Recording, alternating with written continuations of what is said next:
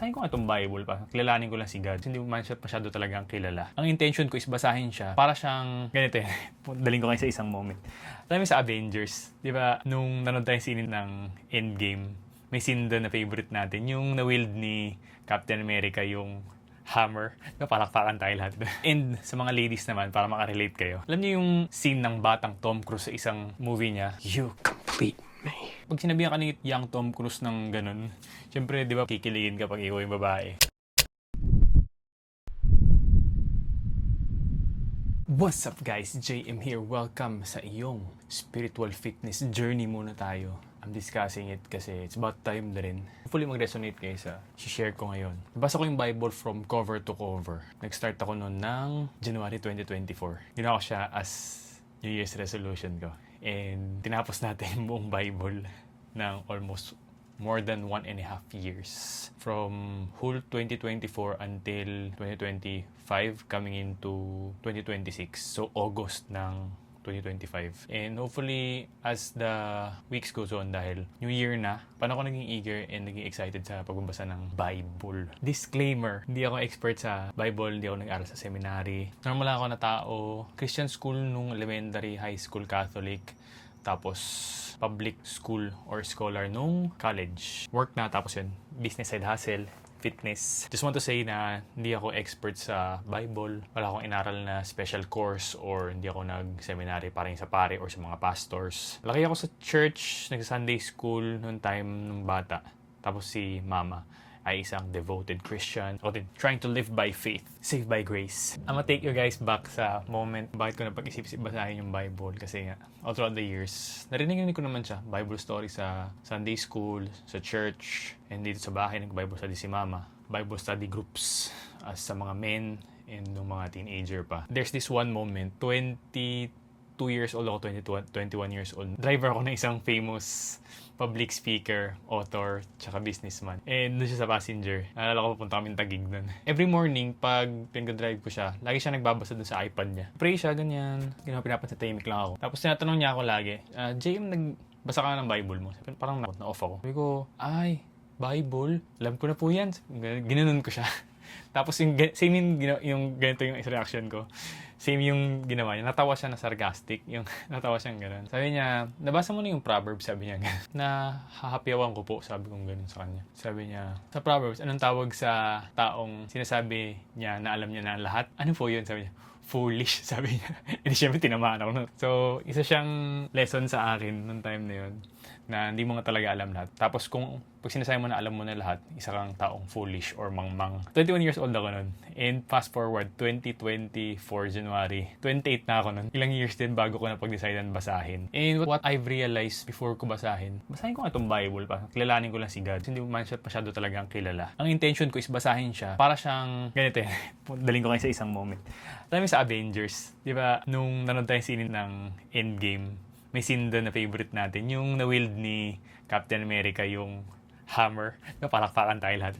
Yung moment na yun, alam natin kasi na may meaning siya. Pag look back tayo sa Age of Ultron, so ilang parts back, parang Easter egg siya, di ba? Na friendly competition. Kasi yung worthy, siya yung makakapag-lift ng hammers. As tayo na nanonood ng buong MCU, Marvel Cinematic Universe, nagets natin kung bakit mahalaga yung pag-lift ni Captain America ng hammer. Isa yun sa mga intentions ko para basahin yung Bible. And sa mga ladies naman, para makarelate kayo. Alam niyo yung scene ng batang Tom Cruise sa isang movie niya? You complete me. Pag sinabihan ka ni young Tom Cruise ng ganun, syempre, di ba, kikiligin kapag ikaw yung babae. Mas lalo kang kikiligin kung alam mo yung kwento ng buong movie na si Tom Cruise parang wala siyang pakialam sa tao, ang gusto niya lang magtrabaho. Pero inamin niya nun sa later part of the movie na yung girl nga yung magkukompleto sa kanya, hindi yung work. So kung alam mo yun, mas may meaning yung pagkakasabi ni Tom Cruise. Kahit nakakilig lang yung mismong line na yun. Pero kung mag-look back ka sa mga scenes prior, mas may deep meaning siya. So, ganun din yung iniisip ko, yung nga ba yung crucifixion, bakit may salvation, bakit nga ba si God layo sa man, tapos Ba't nga ba natin mas talong kinailangan si Jesus para mas mapalapit kay God? Yung mga ganong questions lang din na gusto kong daanan. And ang intention ko nun is, wag ko muna i-relate yung sarili ko. Is basahin ko lang talaga as parang Avengers movie lang. Mahabang novel. Tapos enjoy lang, parang entertainment lang. Para excited ako na basahin. Hindi ko muna pinapasok yung sarili ko dun sa Bible. So, wala munang reflection part. As in, straight lang, dire-diretso lang. Para kung nanonood ng movie. So, kung tiyatamaan ka dun sa words, wag muna. Kung yung sinabi ni Jeremiah na, I know the plans I have for you, says the Lord. Kino-consider ko muna yun as sinasabi lang kay Jeremiah and hindi sa akin. A little bit of quick tip lang kung gusto nyo basahin din. Pero yun, sinishare ko lang muna yung experiences ko. And dahil nabasa ko na siya all throughout, cover to cover, there's this biggest lesson na pwede kong i-share sa mahabang kwento. Maraming Easter eggs din. Parang Avengers din. Magkakakonect din talaga. Nag-resonate sa akin yung scene naman ni David on his deathbed. Sinabi niya, kinuwento niya yung ginagawa niya before niya islay si Goliath. Na sinabi niya, shepherd pa lang daw siya. Mapatay na siya ng mga lions tsaka bears kapag kinukuha yung mga sheep niya. Yun yung gawain niya. Nagulat ako and na-amuse din na, may part doon na hindi ka pala bibiglain ni Lord sa iyong journey. Hindi ka niya bibiglain from pagkapanganak mo, bata ka, nag-aral ka lang. Tapos bigla ang king kagad ng buong Israel. Kasi yun yung nangyari sa kanya. After niya islay si Goliath, naging king siya ng Israel. And famous king talaga siya. Siya yung nag-establish ng kingdom ng Israel. Marami siyang failures and mistakes.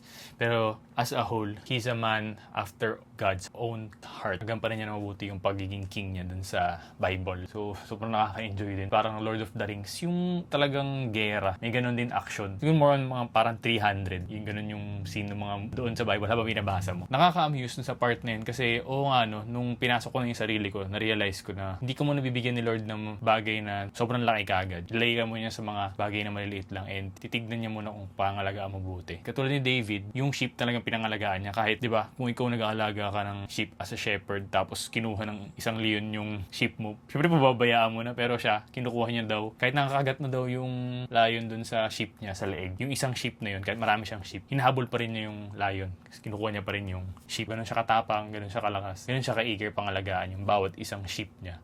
And looking back dun sa background niya, tapos being him as a king, mas napaganda yung story niya kasi hindi siya binigyan kagad ni Lord na, Goliath king kagad. Hindi siya kagad pinakita yung scene na Goliath kagad, magaling kagad siya. Kasi di ba tinamaan niya kagad sa ulo si Goliath. Hindi muna ganun. Na-practice niya muna sa lions, sa bears, or sa mga may threat dun sa kanyang mga sheep. Nakakatuwa lang. Sana ganun din yung ma-realize ko and ma-realize mo rin na lay ka lang muna ni Lord dito sa point ng buhay mo ngayon, sa point ng buhay ko na pinapangalagaan lang niya muna yung mga maliit na bagay. And then, chine-check niya rin yung character natin. Character building din. Kung mag-level up tayo dun sa situations and dun sa mga problems, makapag-provide ng solutions and makapag-add ng value. Tapos yun, strength and character naman, level up na naman. Patungo ka dun sa purpose niya. Yun lang muna, I hope you resonate with this talk para sa iyong spiritual fitness journey. And ako din.